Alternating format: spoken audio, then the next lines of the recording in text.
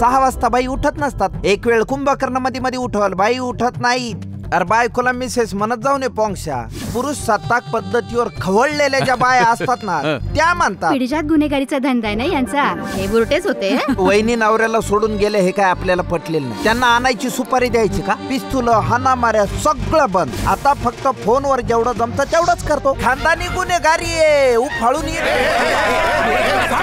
आता मी इतके वर्ष कारकीर्द घालवल्यानंतर सुद्धा आजही मला हमखास विचारला जाणारा जो प्रश्न आहे तो हाच आहे की तुम्ही त्या पद्धतीची कॉमेडी किंवा त्या पद्धतीचा चित्रपट तुम्ही का करत नाही.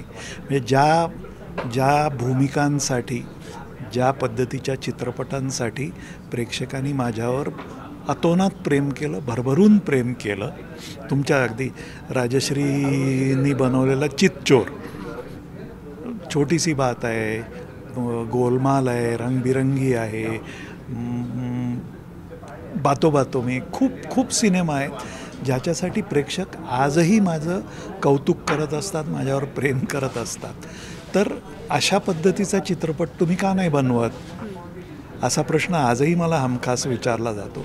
कदाचित त्याचं हे उत्तर आहे की हा त्या घराण्यातला चित्रपट आहे, त्या जातकुळीचा चित्रपट आहे आणि सगळ्या फॅमिलीनी एकत्र बसून बघायचा आणि खळखळून हसायचा मनापासून असा हा चित्रपट आहे. मी म्हटलं ते हेच सगळे चित्रपट किंवा हा चित्रपट ही मी बासू चॅटर्जी आणि ऋषिकेश मुखर्जी ह्यांना माझ्याकडून असलेली मानवंदना असं मी मानतो.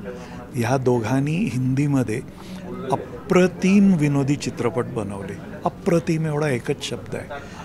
वेगळ्या पद्धतीचे स्वतःचं एक वेगळं स्थान निर्माण करणारे असे हिंदी चित्रपट बनवले. हे त्या घराण्यातला हा चित्रपट आहे.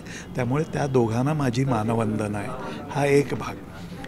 पण त्याच्याच बरोबरीने दुसरा हाही भाग मला आवर्जून सांगावासा वाटतो की मराठीमध्ये मास्टर विनायक, दामुअण्णा मालवणकर, राजा गोसावी, पु ल देशपांडे अशा या दिग्गज लेखक किंवा दिग्दर्शक किंवा कलावंत या लोकांनी जे विनोदाची वेगवेगळी परिमाणं दिली होती, वेगवेगळे त्याला अर्थ दिले मराठी विनोदी सिनेमाला, त्यांचं स्मरण करून हा चित्रपट बनवलेला आहे आणि पुन्हा एकदा त्याची कुठेतरी आठवण होईल असं निश्चित मला वाटतं.